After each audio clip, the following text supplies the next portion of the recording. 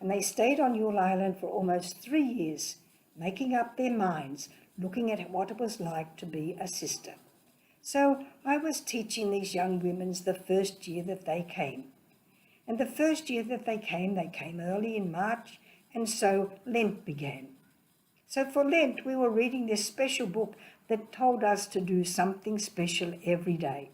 So this day came along, and the two suggestions given were go fishing or watch bread rise. Now, watching bread rise, you just sit there and fold your arms and watch the flour come up, and you don't even see it rise. It comes so slowly. So we decided we didn't want that. We would go fishing. So 10 o'clock was a break. So I thought everybody would go down to the beach at 10 o'clock and go fishing. So I took my fishing line and I went down. I stood on the edge of the water, I threw my line and I stood there. Just over to the right of me was a big rock. Oh, it was a beautiful big piece of coral, huge. It was like a big lion's head. Sometimes we would all climb up and sit on top of it.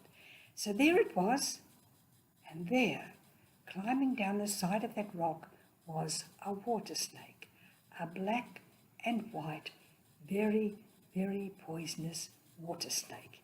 Bitten, you were dead in a matter of minutes. So I start to call, come quick, everybody, come quick. So they all came to the back of the cliff above. Oh, they said, she's caught a fish. So one went off to get a bush knife, one went off to get a bag, one went off to get a saucepan of water.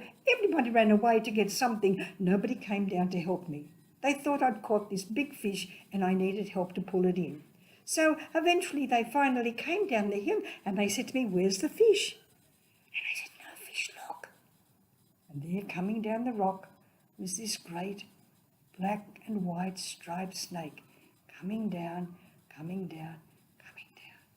One of them picked up a bush knife and ran over and hit it and tried to kill it, but it slipped into a hole, and all she did was cut off a piece of its tail, just a small piece. So I'm sure that snake lived to see another day.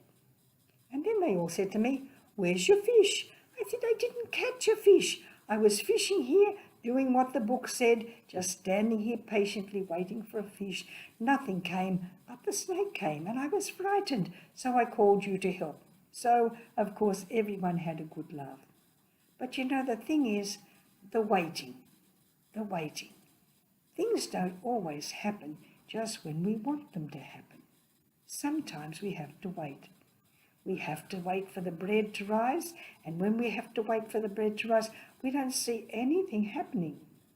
We have to stand there waiting, throwing the fishing line in and waiting for that fish to come. And if the fish doesn't come, then you don't get any fish. If the fish comes, then you have to pull gently, and you catch the fish. That's what Jesus said to his apostles. I want you to be fishers of people. I want you to treat them gently. Like a fish, when you throw your line in, you treat the fish very, very gently.